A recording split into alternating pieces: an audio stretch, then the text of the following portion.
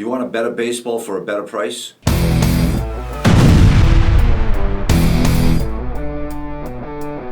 Why should you switch to Merc Baseballs?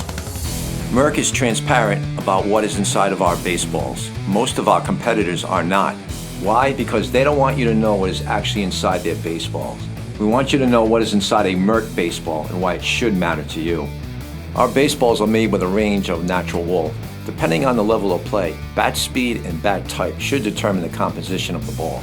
A natural wool baseball is made to be hit with a wood bat. A synthetic ball, or low percentage natural wool ball, is made to be hit with a metal bat. That's where I come in. Set up a consultation with me to talk about your needs, and I will match the best balls at the best price to meet the specific needs of your level or levels of the players in your program or tournaments. Let's take the lifespan of a baseball. A ball starts in a game, then the ball goes into practice. Use it on cold days, use it on wet days. A natural wool baseball holds up to 30% of its weight in water. The water goes into the ball, then it breathes out. A synthetic ball will hold the water in. It doesn't expel the water. The ball gets heavier and won't last as long. Then the ball goes into a batting practice or cage area. It has to have the playability and durability to be hit thousands of times. I throw batting practice almost every day. I have the same balls going on 4 years. When a high-level player hits a natural wool baseball, it compresses and immediately returns to its original shape. When the same player hits a synthetic ball, it doesn't compress and will not perform, resulting in low exit velocity, or it will compress and not return to its original shape. It warps. If you've been around the game long enough, you've seen warped baseballs. When choosing your Merc baseball, there are 3 options to consider: the percentage of natural wool, the thickness and quality of the cover, and the height of the seams. These 3 options are determined by the level of play and whether they are using wood or metal bats. This is why I come to you, or we can talk over the phone, so you can get the best ball at the best price.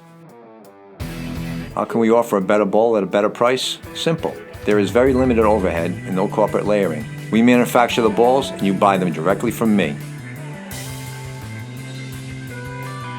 I recently went to a ball manufacturer and they had a college baseball, and we had our elite baseball, our best baseball, tested against their baseball. And there's 3 tests that are performed.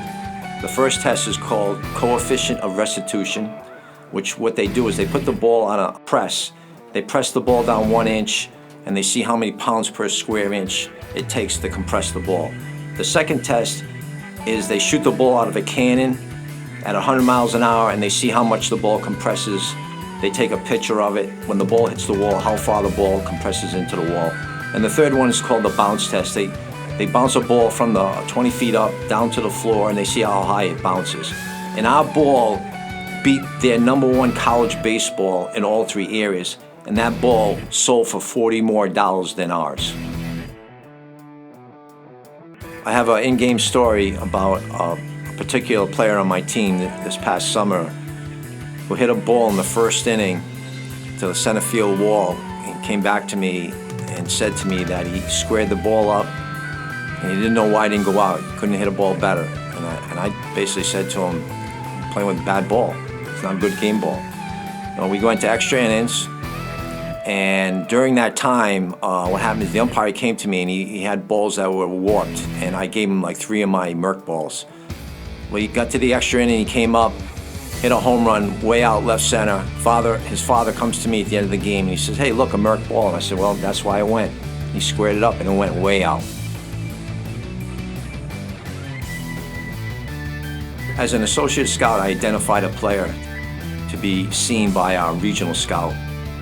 And once he's seen him, he referred to the national cross-checker immediately to come down and look at him.